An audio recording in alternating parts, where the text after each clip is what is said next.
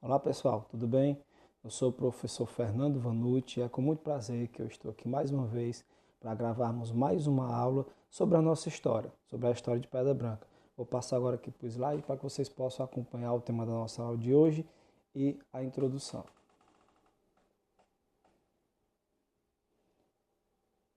Como vocês podem observar, eu acabei utilizando o tema de um belíssimo livro, talvez a obra-prima, do Raimundo Faoro, que são Os Donos do Poder, onde ele fala um pouco sobre a origem do patriarcado, do patrimonialismo, principalmente aqui no Brasil, né? Como que as elites se apossaram e usaram o Estado para benefício próprio, tá certo? E essa trama acontece também aqui em Pedra Branca.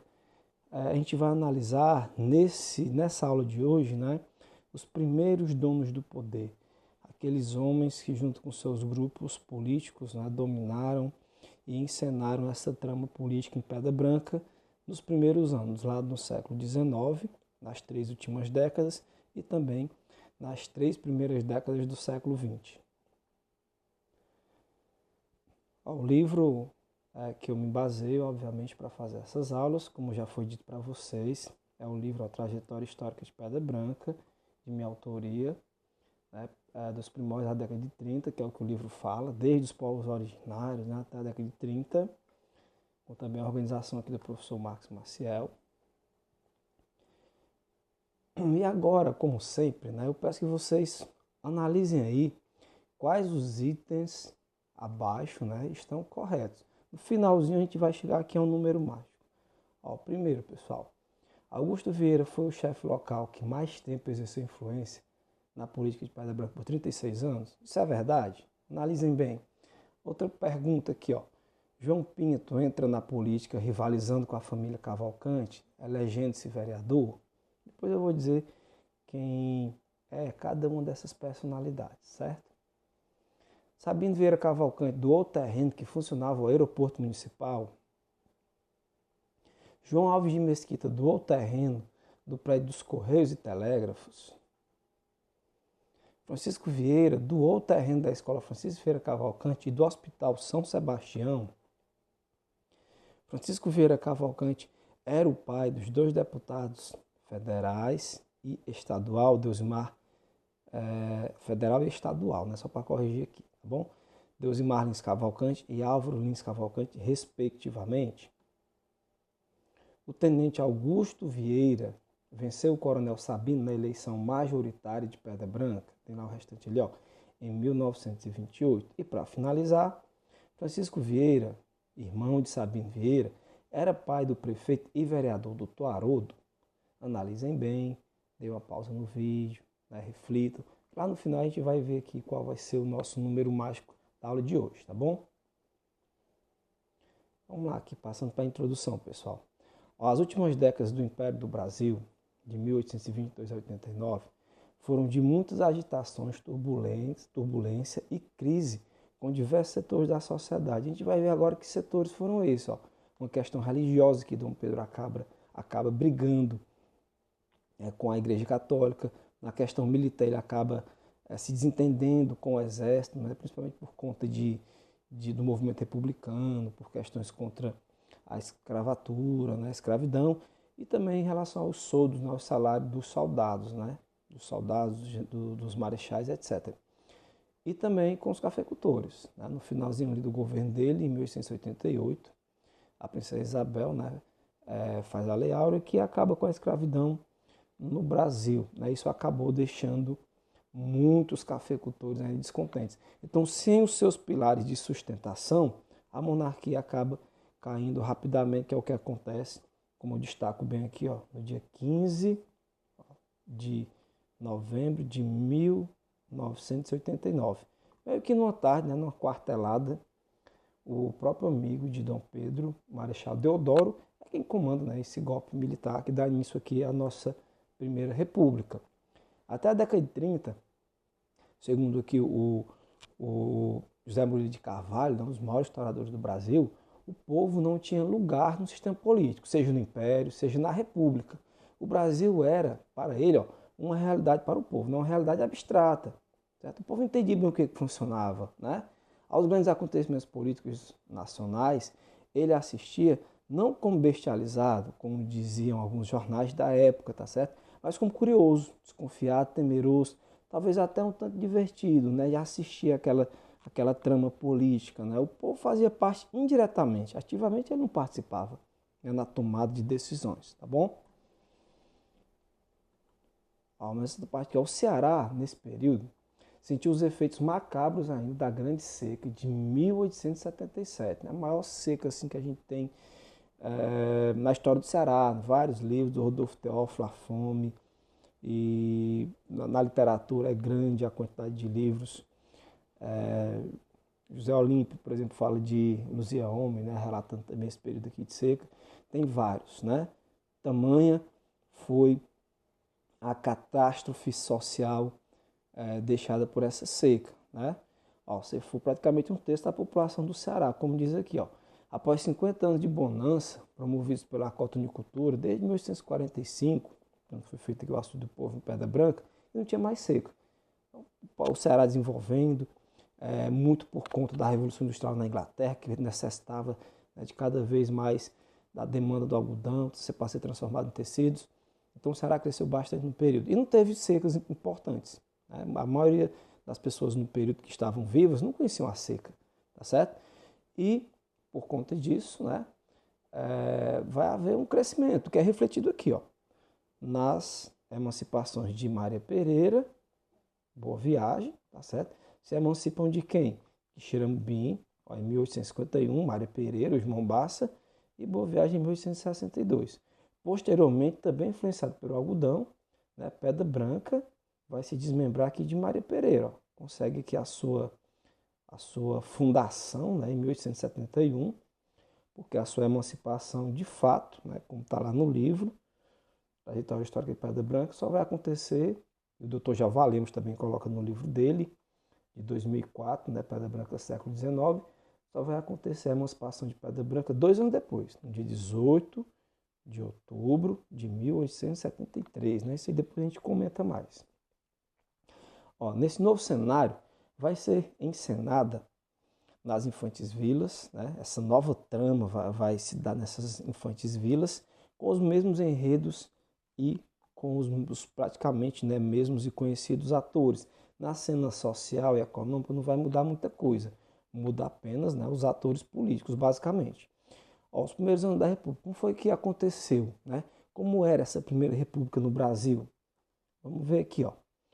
Ó, o novo país, também diz José Murilo de Carvalho, tá certo? Herdou a grande propriedade rural, fechada à ação da lei. Herdou um Estado comprometido com o poder privado. Isto é, quem mandava no território brasileiro, a maior parte da população, 80% era rural, né, vivia na zona rural, e quem mandava nesse território rural não era o Estado, né, era o poder privado, isto é, o dono daquela terra, o chefe local que vai ser o futuro coronel. Assim acontece a consolidação das oligarquias, dos grupos locais que vão dominar a política, né, e vão centralizar, monopolizar o poder, e a aliança desses grupos locais vai ocasionar numa aliança maior a nível estadual. Ó, a República chega a Pedra Branca rapidamente, né? Interessante observar isso. Os pedra-branquenses, a gente vê nas cartas de, de comunicação com o governo estadual, principalmente, eles eram fervorosos monarquistas, né? Aí, rapidamente, quando sabem do golpe da proclamação da República, eles aderem à República. Como é que isso aconteceu? Ó, os súditos se tornaram cidadãos imediatamente. Isso mostra o quê? Uma elite fisiologista. Né? Eles não têm, a elite brasileira de forma geral, não tem uma ideologia própria, não é? Um sistema ideológico de princípios próprios. Não tem. Quem tiver no poder, eles acabam se aliando. Né? Por isso que eles são fisiologistas, né? Vivem do Estado, tá certo? Rapidamente, em Pedra Branca, eles montam aqui um clube republicano. Nessa outra parte aqui eu mostro para vocês como é que isso acontece. Ó, de 1880 a 92, o município de Pedra Branca foi governado sucessivamente por 2 conselhos municipais de intendência, cada um com 5 membros indicados pelo governador Ferraz, governador, né, do agora estado do Ceará. O Conselho de Intendência funcionou poucas vezes com a sua composição integral. O Conselho tinha plenos poderes políticos, pois a Câmara Municipal, que antes quem governava e executava era a Câmara, né? Não tinha a figura do prefeito, quem exercia essa função era o presidente da Câmara, mas nesse período aqui, ó, de 2, 3 anos, né, praticamente, o Conselho passou a comandar. Né? Era formado por 5 membros, mas quem mandava basicamente era um dos membros. Dificilmente esses conselhos, na sua íntegra, se reuniam. Nessa parte a gente vai ver, ó, que merece destaque, eu até coloquei ali, a participação feminina, né? Na inauguração da Casa de Intendência, do Conselho, tá certo? Nessa solenidade, que foi em fevereiro de 1881, das 28 pessoas que haviam lá, 13 eram mulheres, né? Senhoras, casadas, senhoritas, tá certo? Por que eu fiz questão de ressaltar? Para a gente perceber o quão patriarcal era essa sociedade, na qual a mulher só participava, de forma geral, né, dos eventos políticos, quando era em solenidade, em festas, né? E acompanhada das senhoras dos seus maridos e as senhoritas dos seus pais e irmãos. Ó, na organização política, a Lei de 1º de outubro de 1828, no seu artigo 1º, dizia o seguinte, ó, as câmaras municipais teriam as funções, ó, legislativa, como eu falei para vocês, e executiva, isto é, as câmaras faziam as leis e executavam as próprias leis. Né? Não tinha aqui, nesse período, a figura do prefeito. Né? Na época do Brasil Império, do Brasil Independente, não havia. No Brasil Colônia também, tá certo? Só para servir de exemplo aqui, ó. Na Constituição Republicana de 1891, aí a coisa muda de figura. A reorganização passa a ser outra. Surge o que a gente chama, ó, de sistema de intendência. No sistema de intendência aqui há uma alteração. Que alteração é essa? O intendente, que é o chefe do Poder Executivo, ele passou a existir junto com a Câmara. Né? Que é o que a gente pode considerar como esse intendente, né? Como o prefeito atual. Só não tinha denominação, mas exercia a função executiva. Né? Só a partir de 1912 é que o intendente, né, a nomenclatura dele vai mudar. Né? O chefe do executivo municipal, ao invés de ser chamado de intendente, vai ser chamado de prefeito, a partir de 1912. Até então ele tinha esse nome aqui. É interessante observar que ele era o intendente, ele não era eleito numa eleição à parte, né? Como a gente elege o prefeito, elege o vereador. Não, o intendente era um dos vereadores, certo? Entre os vereadores, eles escolhiam um deles para ser o intendente, né? Que seria o prefeito, tá certo? Os vereadores que elegiam, tá certo? Não era o povo que votava diretamente no intendente, não. E o mandato que era de 1 ano, certo? E ao invés de ser no início de janeiro, era sempre no dia 10 de junho, como vocês podem ver aqui destacado. Essa imagem aqui funciona hoje, a Biblioteca Pública de Pedra Branca, tá certo? Fica ali ao lado do mercado, né? Perto da lotérica, né? Perto de onde funcionava a Trapiá, na rua Augusto Vieira. Foi onde funcionou a primeira prefeitura de Pedra Branca, né? Já a Casa de Câmara e Cadeia, que foi as câmaras de vereadores, né? Melhor dizendo, teve outras, né? Foram várias, né? Não tem nenhum relato exato de onde ela funcionava, não, mas a prefeitura foi nesse prédio. Ó, o intendente perpétuo. Quem é esse camarada? Antes, a gente vai ver uma coisa interessante. Ó. O primeiro intendente de Pedra Branca foi o tenente-coronel José de Oliveira Brasil. Ele é mais conhecido como Coronel Brasil, né? Dá até o nome à Rua da Gruta, que dá acesso ali ao Beco do Açude, né? Ao Açude do Povo, tá certo? Então esse Coronel Brasil, ele foi nomeado, ó, para o cargo majoritário do município pelo governador do estado do Ceará, o Major Benjamin Liberato Barroso, tá certo? Ele não foi eleito pelo povo. O primeiro intendente foi colocado pelo governador e muitos eram assim. A gente vai ver mais na frente que durante esse período inicial aqui da Primeira República, até a década de 10, de 20, os governadores, durante a maior parte do tempo, eles não eram eleitos pelo povo, eles eram indicados, tá certo? Pelo governador do estado do Ceará, tá bom? A gente vai ver isso posteriormente. E no dia 10 de junho de 1892, a Câmara de Vereadores de Pedra Branca elegeu para o cargo de intendente, ó, o tenente aqui, Augusto Vieira, né? Onde o Augusto Vieira, que é o intendente perpétuo, porque passou muito tempo aqui dominando, né, o executivo. Quando ele não era o próprio intendente, ele indicava, tá certo? Então ele vai ter aqui uma função muito importante. E lembrando, eles não eram eleitos diretamente pelo povo, né? O povo elegia. Quando eu falo povo, é bom entender que é um percentual de cerca de 5% da população, né? Porque nesse período aqui, 5%, depende do local, 2%. Nesse período, só quem podia votar eram pessoas alfabetizadas, né? Logo, as escolas eram diminutas, quase não tinha escola, e só as pessoas mais ricas poderiam ter acesso ao conhecimento formal, né? Então, pouquíssimas pessoas tinham acesso. Então, essas pessoas da elite que tinham acesso, certo? Escolhiam os vereadores e entre os vereadores eles escolhiam a figura do executivo municipal, né, que era o intendente. Lembrando, todo ano faziam essa eleição e sempre no dia 10 de junho. De 1892 a 1928, por 36 anos consecutivos, é importante a gente destacar isso, mandou aqui muito tempo, em tempo de influência só perto do Coronel Sabino, né?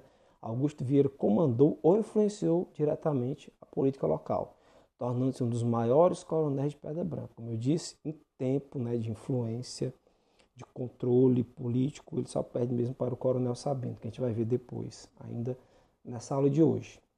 A primeira eleição de Pedra Branca ocorreu em 7 de setembro de 1873. Eu fiz questão de colocar, porque eu falei que o primeiro intendente foi o Coronel Brasil, certo? Mas ele não foi o primeiro chefe do governo municipal. Não foi. A primeira eleição foi em 1873, que compôs a Câmara de Vereadores da seguinte forma: Francisco Lopes Bezerra, Aureliano Gomes de Oliveira, a primeira Câmara Municipal de Pedra Branca, tá certo? Francisco Saraiva Leão, Antônio Gomes da Costa, Manuel Severino de Queiroz e Genuíno José Vieira, né, que entrou até como suplente de vereador. E é interessante destacar o seguinte, também estava esquecendo do Joaquim José da Silva. O Francisco Lopes Bezerra foi eleito o primeiro presidente da Câmara de Vereadores de Pedra Branca. Tá? Então, o primeiro governador de Pedra Branca, o primeiro cara que exerceu, né, a função de executivo, né, também legislativo, mas de executivo também, né, a gente pode até dizer que foi o primeiro prefeito de Pedra Branca, foi o Francisco Lopes Bezerra, tá certo? E é importante destacar também entre eles o Genuíno José Vieira, né, que da família dele e também da família do Manuel Cavalcante, né, que a gente vai já ver mais sobre ele aqui, Manuel Joaquim Cavalcante, vão surgir, né, os líderes de Pedra Branca para os praticamente 150 anos a partir daí, tá certo? Do Genuíno José Vieira, por exemplo, veio Augusto Vieira, era filho dele, né? E durante de 73 praticamente, né, eles vão começar a comandar a vida política de Pedra Branca, e o filho dele, depois de 1890 até ali o início da década de 30, vai comandar os rumos de Pedra Branca. E posteriormente, né, entra o Coronel Sabino, que a gente falará um pouco mais sobre ele lá na frente. O Coronel Augusto Vieira, filho do tenente Genuíno José Vieira, como eu falei para vocês, né, do tenente e coronel, integrante da primeira Câmara Municipal de Pedra Branca como suplente de vereador, como eu falei para vocês. Ele vem do grande, né, clã dos Vieiras de Maria Pereira, de Mombaça, né, que são antepassados aqui da família Cavalcante de Pedra Branca.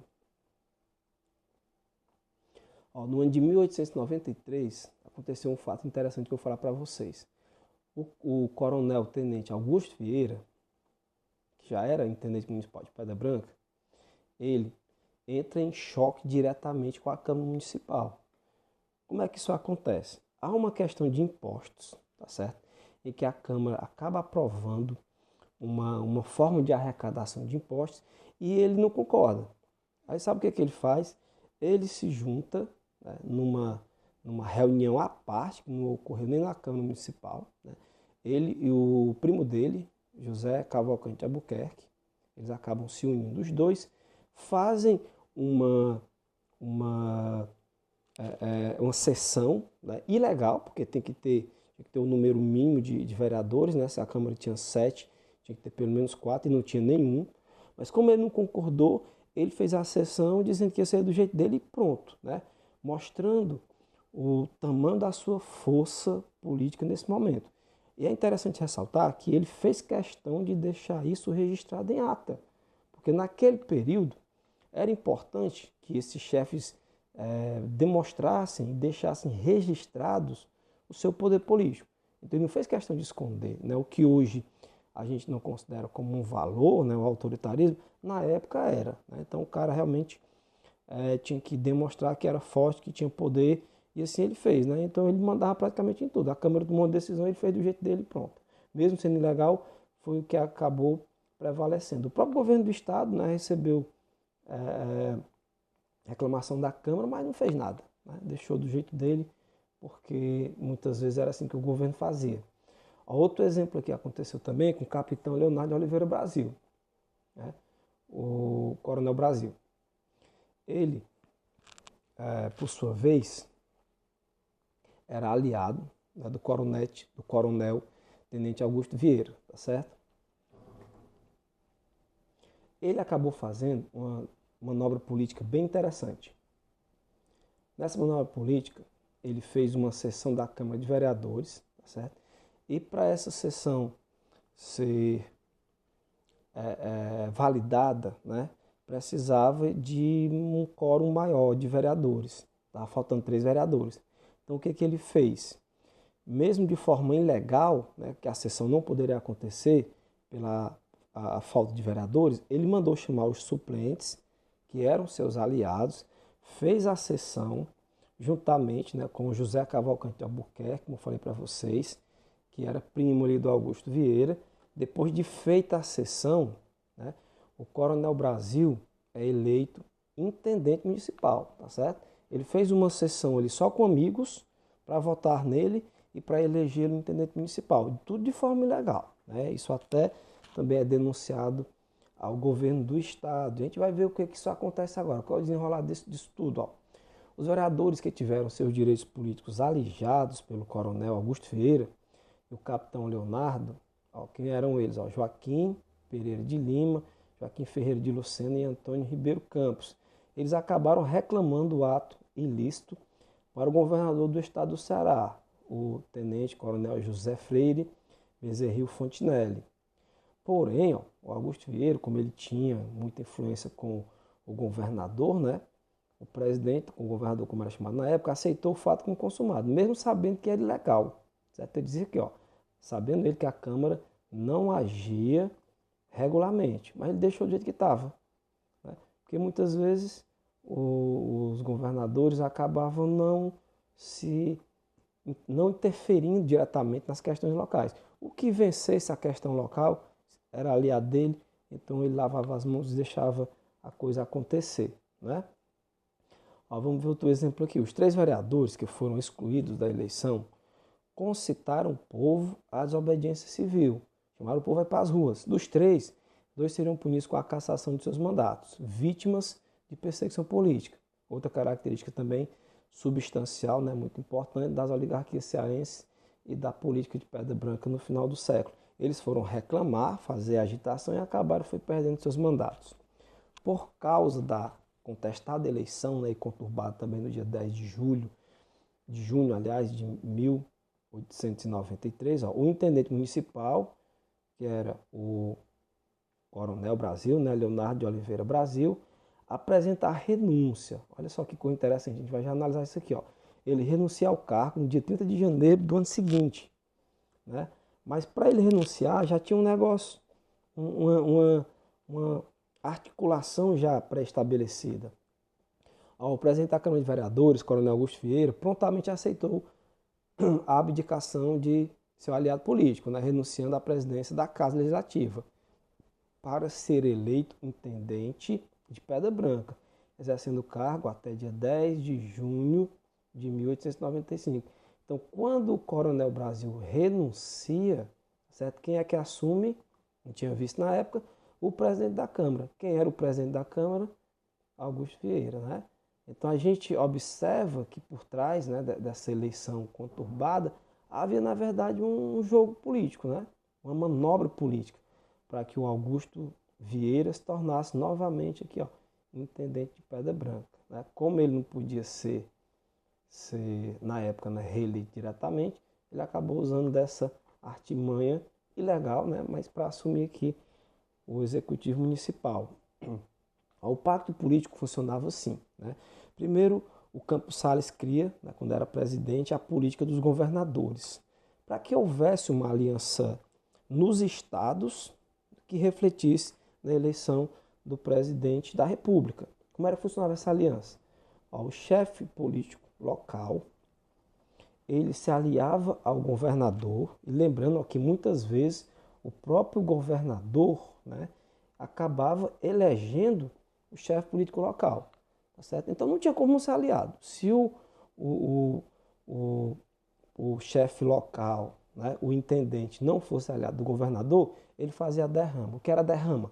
O governador tirava, demitia todos os funcionários públicos que fossem aliados do chefe político local. E na época não tinha concurso. Então todo emprego, praticamente, era dado, né, pelo chefe local, desde o delegado até o juiz de paz, juiz de direito, tabelião.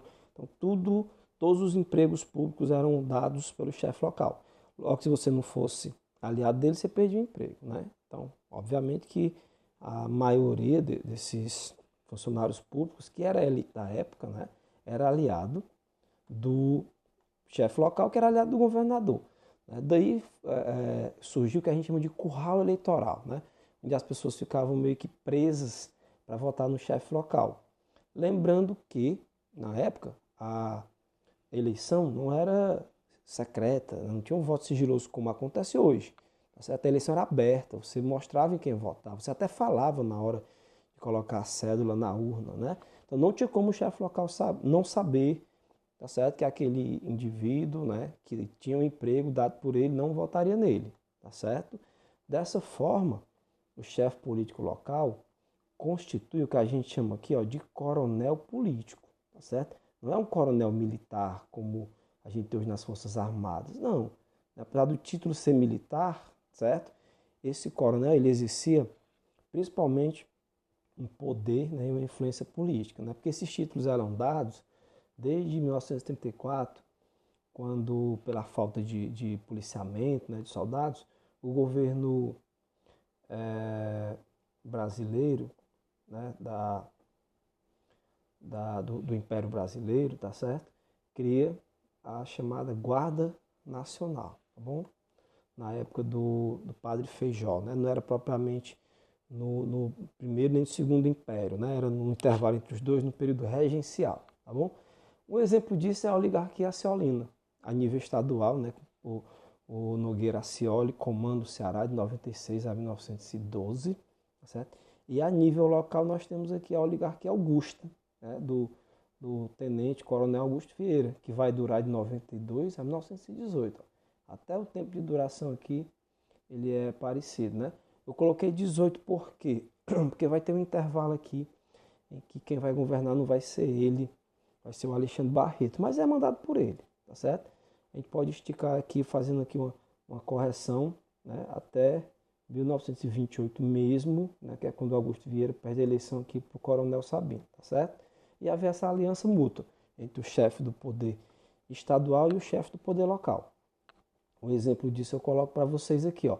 O Nogueira Accioli e o Augusto Vieira, no âmbito da política dos governadores, né, foram aliados, visto que em 15 de julho de 1896, Accioli nomeou Augusto Vieira para exercer o cargo de intendente municipal. Então, quem colocou Augusto Vieira no cargo dessa vez, né, foi o governador Nogueira Accioli. Em contrapartida, o coronel, né, Augusto Vieira, como forma de agradecimento, tá certo? Pelo que o Accioli fez por ele, acabou votando uma moção de apoio, né, em 9 de março de 1898, manifestando, ó, nas frases, nas palavras dele, né, como ele escreveu na carta enviada ao governador Nogueira Accioli, ó, completa e absoluta solidariedade ao abnegado e criterioso governo do excelentíssimo senhor Dr. Antônio Pinto Nogueira Accioli, né? Então eles eram aliados, como não tinha como ser, como eu falei para vocês, Se o intendente não fosse aliado do governador, ele simplesmente tirava esse intendente e colocava outro que fosse seu aliado. Ó, como Augusto Vieira se manteve no poder, né? Era comum que funcionasse da seguinte forma. Vou mostrar para vocês aqui. Ó. Nós temos algumas interpretações que falam de fidelidade partidária. Por exemplo, o doutor Jeová Lemos diz isso no livro dele. Né? Foi isso ou foi o clientelismo? Tá certo? Fica aqui a incógnita, né? Para a gente analisar. Eu avalio, tá certo? Que o que torna o mandato, né, a influência política desses coronéis no poder é o clientelismo. Esse clientelismo constitui o que a gente chama de voto de cabresto. Como é que é o voto de cabresto? Você vota não em quem você quer ou acha que é mais preparado para administrar o município ou a vila. Não é isso. Você vota em quem aquele chefe político quer. Por quê? Porque você está preso a ele, né? Por laço de dependência. Seja porque mora na terra dele ou seja porque tem um emprego dado por ele. Tá certo? E se fosse o contrário, você seria perseguido também. Mesmo quando esse sistema não funcionava, né? Se por acaso alguma vez, mesmo com voto aberto, com essa coação toda, os coronéis perdessem as eleições, ele ainda as falsificavam por meio do que a gente chama de eleições a bico de pena, né? Por que eles falsificavam? Por que chamavam de bico de pena, né? Na época não tinha caneta, então tudo era feito com bico de pena, certo? No molhava o olhar que ele escrevia. Quando eles perdiam as eleições, raramente quando isso acontecia, eles ainda na hora de fazer ali a ata, né, da eleição, falsificavam, fraudavam simplesmente, tá certo? E ninguém questionava, porque eles tinham a força política e a força militar também, né? E falsificavam, queimavam ali as cédulas, tá certo? O voto não era digital, né? Era um voto impresso, certo? Em cédulas. E eles queimavam e ficava a palavra do coronel e pronto. Ó, todos os 8 vereadores eleitos na legislatura de 1896 a 900, ó, José Pereira Lima, Coronel Augusto Vieira, Tenente Francisco José de Azevedo, Francisco Borges da Silva, Capitão Antônio Ribeiro Campos, José Félix de Oliveira, Ernesto Vieira Cavalcante, ó, aqui ó, o pai do Coronel Sabino Vieira Cavalcante, ó, vou marcar aqui para vocês, e Pedro Felipe de Macedo tiveram, coincidentemente, porque eu ponho entre aspas, 223 votos cada um, porque na verdade não foi coincidência, né?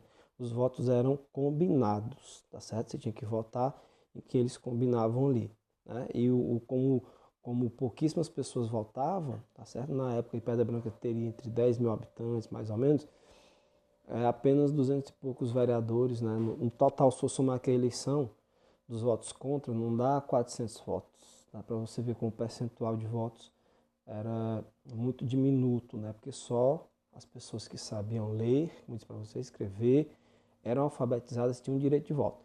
Essa aqui é a Rua Augusto Vieira, na década de 40, no centro de Pedra Branca, né? Atrás da igreja, que é a antiga igreja, certo? Que depois ela foi, ela caiu, né? Uma parte dela e foi reconstruída totalmente, né? Que a rua fica atrás da igreja. Essa foto aqui a gente vê ela mais recentemente, né, em 2010, já com coreto aqui de Santa Rita, né, vocês podem observar. E aqui também atrás da igreja, ó, certo? Fica a pedra. E aqui a Rua Augusto Vieira, que vai desse ponto, o início dela é aqui até lá no finalzinho ali dos Correios, chegando ali na Santa Úrsula, na Avenida Sabino Vieira Cavalcante. Passando ali pelas Americanas, né, pela maçonaria, pegando essa rua também da Câmara Municipal, tá certo? Vamos ver agora o coronel, né? Quem foi esse coronel? Lá em 1928, o jovem Sabino Vieira, de apenas 31 anos de idade, vence o velho coronel Augusto. A disputa no interior da família Cavalcante pode ser um reflexo do desgaste político do coronel Augusto Vieira, há quase 4 décadas no poder, e do próprio regime oligárquico, alvo de muitas críticas por parte dos jovens militares, tenentes e liberais, no contexto da Revolução de 30, que nós já estamos vendo a Primeira República caducando. Então, quem eram os políticos tradicionais do período, geralmente era associado a esse governo desgastado.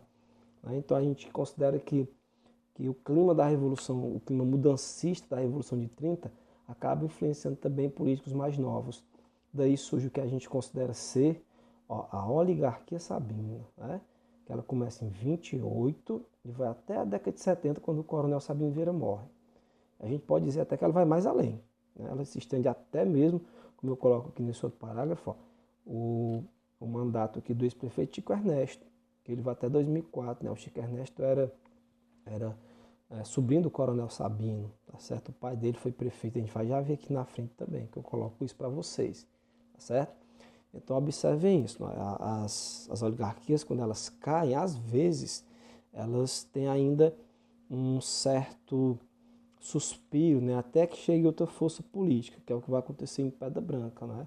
Mesmo depois do Coronel Sabino, foram governar aqui o município, o filho dele, Benício, né? A mulher do Benício, a esposa dele, a Eneida, o doutor Haroldo, que é sobrinho dele. Depois vem o Chico Ernesto também na família, né? Durante 3 mandatos, como eu coloquei para vocês aqui, tá certo? E a outra força política que chega para interromper é o Góes, né? Que vence a eleição em 2004 e agora passa a influenciar a política até a atualidade. A origem da família Cavalcante de Pedra Branca. O capitão Pedro da Cunha Lima foi um dos primeiros sesmeiros de Mombaça, dos sertões de Mombaça, que Pedra Branca fazia parte, né? Ele chegou junto com Mário Pereira, com Serafim Dias, tá certo? Com o capitão Antônio de Barros Braga. José de Sales era o segundo filho dele, né? Desse segundo filho, José de Sales, veio um filho dele chamado Joaquim José Cavalcante, tá certo? De José Joaquim Cavalcante, ainda em Mombaça, né, o primeiro que passa a usar o sobrenome Cavalcante, surge, né, o filho dele, Manuel Joaquim Cavalcante, que eu falei para vocês lá no início, né? Essa figura que chegou a exercer a influência política em Mombaça também, na primeira sessão da Câmara de Vereadores de Mombaça, em 1853, ele está presente lá. Não era vereador, mas estava presente, que a gente observa nas pessoas que assinaram a ata, né? Então era uma pessoa de muita influência. Depois vem para Pedra Branca, provavelmente por conta do crescimento do plantio do algodão, né? Na Serra de Pedra Branca, ele vem para cá, aí dá origem à família Cavalcante aqui de Pedra Branca. Ele era major da Guarda Nacional, né? Lembrando que esses títulos militares não eram por carreira militar, a maioria deles não. A maioria deles eram civis, né, que ganhavam ou compravam, né, títulos militares dados tanto na época imperial como na República, né, para figuras importantes exercerem o papel de polícia, né, nas suas localidades.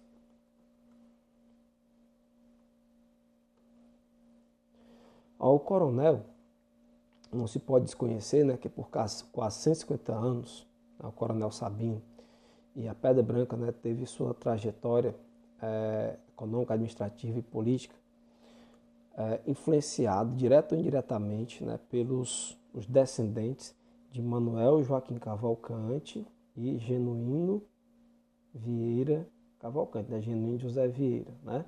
Ele não era Cavalcante, só corrigindo aqui, quem era Cavalcante era o Manuel Joaquim Cavalcante, né? Cavalcante até de Albuquerque, para continuar aqui o sobrenome dele, tá certo?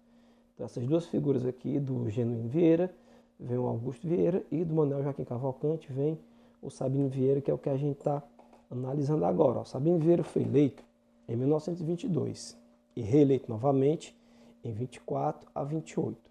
Mais na frente também ele vai ser reeleito, tá certo? Prefeito na década de 50 e 60. A gente vai analisar agora só esse período aqui mesmo do início da vida política dele. Ó. Vocês podem ver aqui do lado direito, né? O jovem Sabino Vieira em 1920.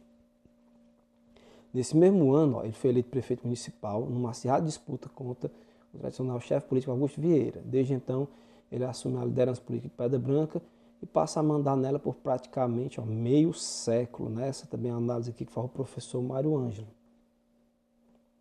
O poder dos coronéis era proporcional à quantidade de votos que ele poderia ofertar ao governo estadual. Trocava os votos em candidatos por ele indicados por favores tão variados quanto. Isso aqui é a realidade, um par de sapatos, uma vaga no hospital, né, para tratar o enfermo, um emprego de professora, né, e outros empregos mais, obviamente.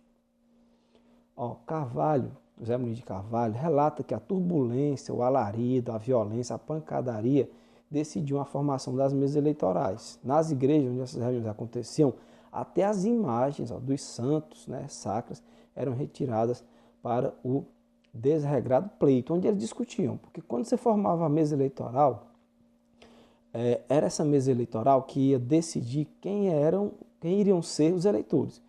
Então, se o indivíduo, né, formou uma mesa eleitoral favorável a ele, estava feita a eleição. Aí, geralmente havia um debate, uma discussão gigante, e esses debates aconteciam, né, nos prédios maiores. Né? Geralmente era a igreja, né? Na cidade do interior principalmente, o prédio maior que havia era a igreja. Né? Ó, em um depoimento no blog de Sabino Vieira Cavalcante, o maior político de Pedra Branca, né, esse é o blog dele, o senhor Francisco, ao transcrever o depoimento do seu avô, né, que na época ele tinha 85 anos, né, em 2009, nascido em 1924, ó, lá no início da carreira política do Coronel Sabino, que nunca saiu da sua cidade, né, ele diz lá no blog, né, ó, ele diz não entender o resultado das eleições de 2008 em Pedra Branca, que foram as eleições que o Góes venceu o Chico Ernesto, né? E como o Chico Ernesto era descendente dessa linhagem do Coronel Sabino, né, e dessa herança política, esse senhorzinho que já tinha visto praticamente, né, presenciado toda a vida política do Coronel Sabino, né, a sua influência política, né, quase que inquestionável, tá certo? Ele ficou abismado quando ele viu, né, o Chico Ernesto perder, né, para um candidato que não fosse Cavalcante. O coronel, nas vésperas, ia para a loja de madrugada distribuir as chapas que já vinham com o nome do candidato impresso. Era assim que ele explica como era que a eleição funcionava na época. Formava-se uma grande fila na calçada, pois todos só confiavam em receber as chapas das mãos do coronel. Em seguida, o eleitor colocava no bolso e não mostrava a ninguém, com medo que a trocassem. Só tirava para colocar direto na urna, tendo como resultado a maioria dos votos. É óbvio que nesse sistema não tinha como ele perder, né? Todos os eleitores já recebiam um envelopezinho ali fechado com o candidato que o coronel queria. Né? Não havia uma liberdade para escolher o seu eleitor, né? Não havia isso não, tá certo? Os eleitores votavam, na verdade, em quem o coronel queria, né? A cédula, inclusive, era lacrada. Apesar de dizer isso, né, o avô de Francisco, ele diz que todos seguiam o coronel sem coação ou sem abuso de dinheiro. Mas, ao mesmo tempo, ele diz o quê? Que o coronel era, em Pedra Branca, o juiz, o padre e o advogado. Né? Então, é uma contradição. Porque se você segue ele sem coação e sem abuso, né, sem dar dinheiro, ao mesmo tempo você diz que ele era o cara que mandava em tudo. O juiz, o padre, o advogado, né, manda em tudo. Manda prender e soltar quem quer, né? E dessa forma ele acaba evidenciando a figura que era, né, personalista e centralizadora do Coronel Sabino. Né? Não só ele, obviamente. A gente está tratando dele aqui, mas essa era uma característica de todos os coronéis, tá certo? Do interior. Com a intenção de elogiar o saudoso Coronel Sabino, o avô de Francisco expõe o caráter clientelista e assistencialista de suas práticas ao relatar aqui, mais um relato dele. Nas secas, o coronel socorria os mais pobres, arranjando o quê? Frente de serviço, né? Ou tirando o alimento de seus armazéns. Esse alimento era arrecadado como? Né? Com a parte do trabalho do povo, né? Pelo sistema de meeiro nas terras do coronel. Certo? Então você trabalhava na terra dele, uma parte era só a terra dele. Ele juntava, logicamente, né, os seus armazéns eram fartos de alimentos e na época da seca ele dava para o povo. Isso acabava, na verdade, por fortalecer, tá certo? Os laços de dependência que haviam, né, entre essas elites e o povo mais pobre, o povo sem terra.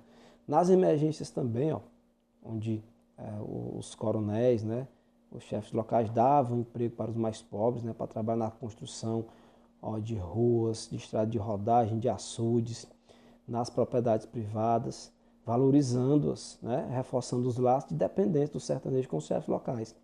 Essas estruturas de dependência política, econômica e social eram os sustentáculos das oligarquias, tá certo? Então é importante observar isso.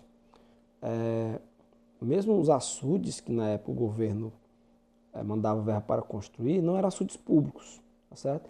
Eram açudes feitos em propriedades privadas. Então, o trabalhador, em época de seca, precisando de alimento, recebia, né, uma pequena porção de ração de comida, trabalhava, né, diuturnamente na terra dos fazendeiros locais, construindo açudes, estradas, etc. E quando precisava passar pela estrada, tinha que pedir o coronel. Quando precisava de água, o coronel fazendeiro, quando precisava de água, tinha que pedir a ele. Então, isso acaba por fortalecer esses laços de dependência. Nas comissões eleitorais, a gente tinha aqui a figura do cabalista, tá certo? Que era quem escolhia quem ia votar. Quando ele escolhia, logicamente que ele só ia escolher pessoas que votavam no chefe local, né? Ele acabava formando o curral eleitoral, como eu expliquei para vocês. Dentro desse curral eleitoral ainda havia os fósforos. Esses fósforos, eles votavam em várias sessões, sempre dizendo que era uma pessoa diferente. Até mesmo dizendo às vezes que era uma pessoa que já tinha falecido. Como a comissão lá, que estava na sessão, era aliado do chefe local, sabia que esse cara estava usando uma identidade falsa, mesmo assim deixava ele votar, né? Para que ele pudesse dar mais votos ao chefe político local, né? Assim, a gente consegue construir, né, finalizando aqui com os capangas eleitorais, o sistema de controle total, né, de uma eleição. Você tem uma comissão eleitoral que escolhe os eleitores, tá certo? Ainda coloca esses eleitores falsos para votar várias vezes, e quando mesmo assim ainda está com risco de perder a eleição, você ainda coloca os seus capangas, para ir atrás de quem não vota no seu candidato e ameaçá-lo, para que ele não possa sair de casa para votar. Mesmo assim, quando tudo isso dá errado, a gente tem a eleição a beco de pena. Você falsifica o ato da eleição e consegue vencê-la, né? Era praticamente impossível vencer aqui a eleição de forma democrática, né? Por isso que esse chefe local, esse coronel político, ele era praticamente o poder moderador. Ele era um poder, né, local que estava acima do juiz, dos promotores, da polícia, né? Até mesmo das decisões que os padres tomavam muitas vezes, ele acabava exercendo essa influência acima até, né, da igreja, que é a nível local. Daí surge em Pedra Branca, né, um lema que até pouco tempo a gente escutava, né, os boêmios cantando no meio da rua, eles cantavam assim: a pedra branca é do Sabino Cavalcante, a pedra branca é do Sabino Cavalcante. Né? Esse lema, essa ideia ficou no imaginário popular, não é? Porque através desse sistema que eu falei para vocês aqui, que era o que prevalecia na Primeira República, né, com o passar do tempo, na era Vargas, no período democrático, a gente vai ver que a forma de dominação, que isso é um assunto que eu vou colocar mais no próximo livro que eu estou fazendo, a forma de dominação ela vai ficar um pouco mais sofisticada, né? Menos agressiva, tá certo? De forma explícita, mas não menos eficiente, né? Quando você analisar a dominação política, como a gente vê o caso das cédulas, que já vinham lá com o nome do candidato, bem lacradinho e tal, tá certo? A coação explícita vai ser menor, obviamente, né?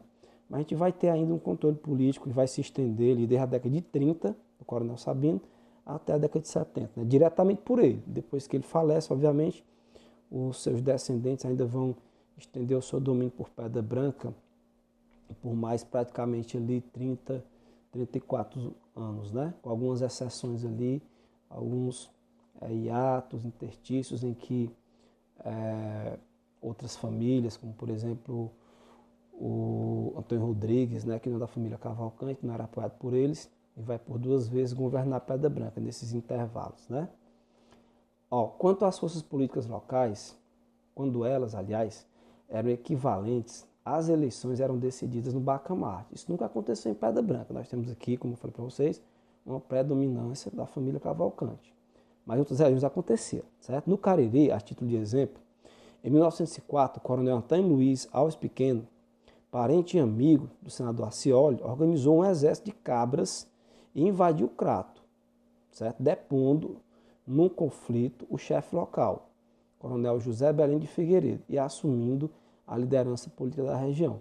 É assim que funcionava, porque democraticamente não tinha como você ganhar uma eleição dessa. Era impossível, pelo sistema que a gente viu anteriormente. Então, quando eles perdiam, né, os opositores perdiam, e tinham força militar, força bélica, para contestar a eleição, aí eles faziam isso, né? No bacamarte mesmo, na bala, lá no Crato, era comum, Crato, Aurora, Milagres, né? 3, 4 dias de bala, até que o derrotado fosse embora, né? Abandonar suas terras, suas fazendas, e geralmente eles iam por lá de Goiás, recomeçar a vida. O construtor, né? Quem é esse construtor que recebe esse nome bem interessante? Francisco Vieira Cavalcante, ó, um dos irmãos do Coronel Sabino Vieira Cavalcante. Seus outros irmãos foram José Vieira Cavalcante, tá certo? Pai do Chico Ernesto, do Gilvan, né? da Eneida, a João Vieira Cavalcante, a Luiz Vieira Cavalcante, a Olegário Vieira Cavalcante, Ernestina Vieira Cavalcante e Adelaide Vieira Cavalcante. Né? Esses eram os filhos do Ernesto Vieira Cavalcante, tá certo? Que a gente viu anteriormente, participando lá da Câmara de Pedra Branca no século XIX como vereador. Mais discreto, seguindo os familiares, né? Seu Chiquinho, como ele era chamado, exerceu o cargo de promotor ó, nos anos 20 e de coletor estadual nas décadas seguintes. Ele era mais discreto, mas não menos importante e não menos poderoso também, tá bom? Ó, vamos ver aqui, ó. Seu Chiquinho, apesar de ser do cognome, né, carismático, dividiu o poder político, econômico e social com Sabino. Certo? Por quê? Ó, ele acabou elegendo os filhos Deusimar Lins Cavalcante e Álvaro Lins Cavalcante para os cargos de deputado estadual e federal. Ó, o Deusimar, ele foi deputado estadual. O Álvaro Lins, por sua vez, ele chegou a ser deputado estadual e federal por várias vezes. Né? E além dele também tem o doutor Haroldo Barreto Cavalcante, que foi vereador e foi prefeito. Né? E só para fazer aqui jus também, o Coronel Sabino chegou a ser deputado. Né? Lá no finalzinho da década de 60, Pedra Branca chegou a ter um deputado federal, que é o Álvaro Lins, e 2 deputados estaduais, viu?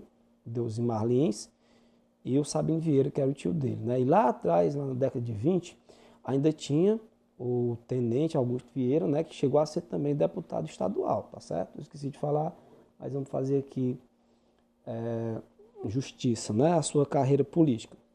Francisco Vieira nasceu em Pedra Branca em 31 de julho de 1893 e faleceu em 28 de abril de 1900, aliás, e 89, né? 82, desculpa, com 89 anos.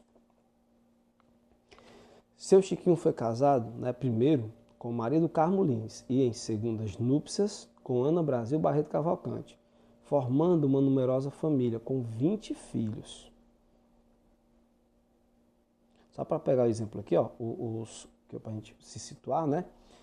Os deputados, Deusimar e o Álvaro Lins, era filho da Maria do Carmo, tá certo?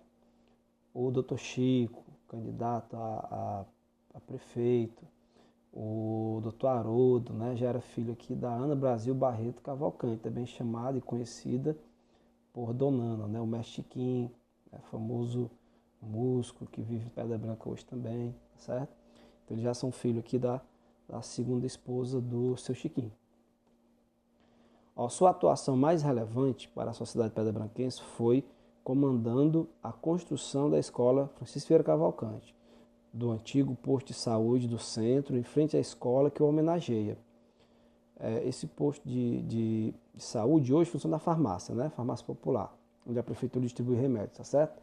Da escola Dom Bosco, está desativada, que na época era instituição rural São Sebastião, né? Da maternidade Dona Maria do Carmo, onde hoje é o PSF Centro, dos Correios e Telégrafos, do Serviço de Abastecimento de Água, lá na Sul do Povo, que está desativado também, né? E de Poço Profundo para o mercado público e para a maternidade também funcionar. Agora vamos ver esse empreendedor, né? O seu João Pinto.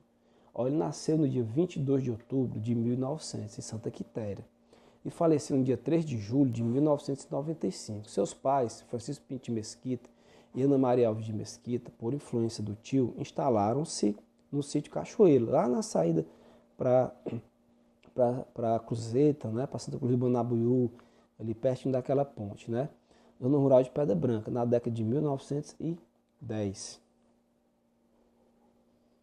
Ó, João Alves de Mesquita, o João Pinto, né, casou-se com Maria Alves de Mesquita, que dá nome ali àquela escolinha ali do lado da igreja do bairro Santa Maria, né, sua prima. instituindo uma família de 10 filhos. Deve ter migrado para Pedra Branca por causa das severas estiagens que afligiu o sertão de Inhamuns. Geralmente era o motivo principal, né, que as pessoas migravam para Pedra Branca. Quase todo mundo de Pedra Branca veio para cá, boa parte, né, no século XIX, e muita migração da Paraíba, dos Inhamuns, Independência, veio para cá também no decorrer do século XX, tá certo? E o motivo, logicamente, que a serra sempre foi mais úmida que os sertões, quando a seca apertava, eles migravam e muitos acabaram ficando, né? Ó, essa casa aqui, ó, só para mostrar para vocês, tá certo? Que essa aqui é uma foto preto e branco, né, do seu João Pinto, tá bom? Tirada aqui do Facebook, do saudoso Joãozinho do Monteiro, né, que faleceu recentemente.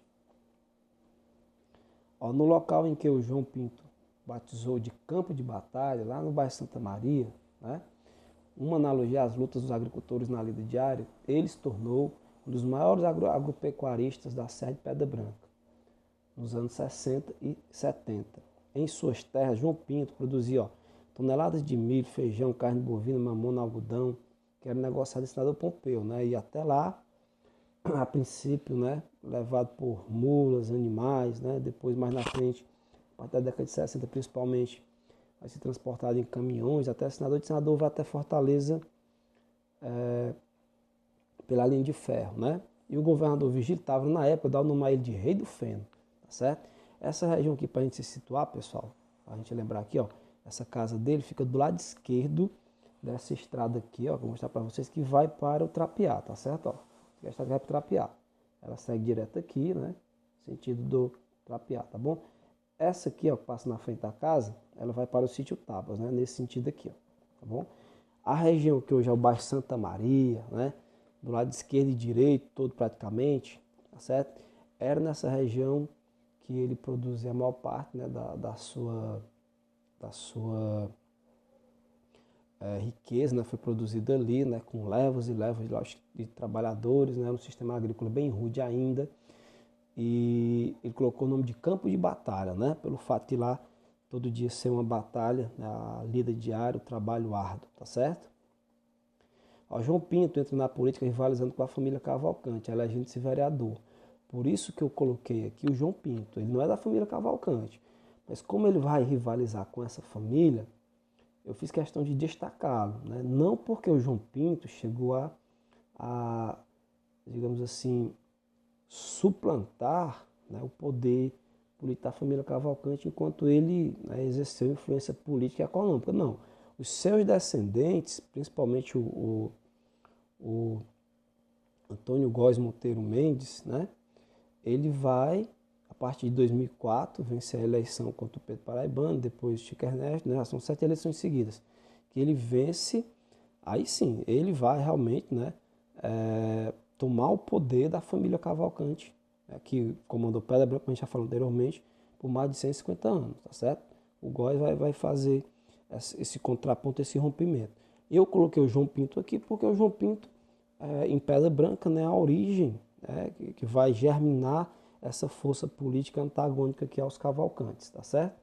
Ó, ele doou os terrenos do prédio dos Correios e Telégrafos, da antiga maternidade, da Escola Francisco Ferreira Cavalcante, do Hospital São Sebastião e do Aeroporto Municipal. A família Pinto, de origem portuguesa, chega aos sertões cearenses no início do século XVIII, para tomar posse da sesmaria que recebera, às margens do rio Jucurutu. João Pinto Mesquita, patriarca da família, exerceu mandatos parlamentares em Fortaleza, ó, nas décadas de 1740 e 1760. Né? Ele foi deputado, denominação correta, deputado provincial, tá certo? É bom lembrar que esses cargos que ele exercia em Fortaleza nesse período, né? O Ceará, na época, ainda era uma capitania, tá certo, de Pernambuco, né? Então ele estava, na verdade, exercendo um mandato por Pernambuco, não pelo Ceará em si, né? Que só em 1799 é que o Ceará vai se tornar uma capitania, tá certo? O que a gente chama de estado independente, tá bom? Só para ficar claro aqui. E é importante a gente ver isso aqui para saber que essas famílias que hoje, né, comandam os municípios como um todo, mas em Pedra Branca, elas não surgiram por acaso na política. Vejam que elas têm uma tradição antiga, nos Cavalcantes, né, que é a família Pinto Mesquita também. Desde a maioria deles, né, até as raízes remontam lá mesmo ao período colonial, né, e principalmente no período imperial, onde eles constituem realmente, fomentam seu poder, né, a partir da posse da terra, certo? Ó, some agora os itens corretos abaixo e vamos ver, né, quais são os corretos e qual é o número mágico que a gente vai chegar até ele agora aqui, ó. Vamos lá. Augusto Vieira foi o chefe local que mais tempo exerceu influência na política de Pedra Branca? Não, né? Foi o Sabino Vieira, por mais de 50 anos. João Pinto entra na política rivalizando com a família Cavalcante, elegendo-se vereador. João Pinto, certo, acabamos de ver isso. Sabino Vieira Cavalcante doou o terreno que funcionava o aeroporto municipal, certinho também, né? Ou melhor, errado, quem doou o terreno, só para corrigir aqui, foi o João Pinto, tá certo? Não Sabino Vieira.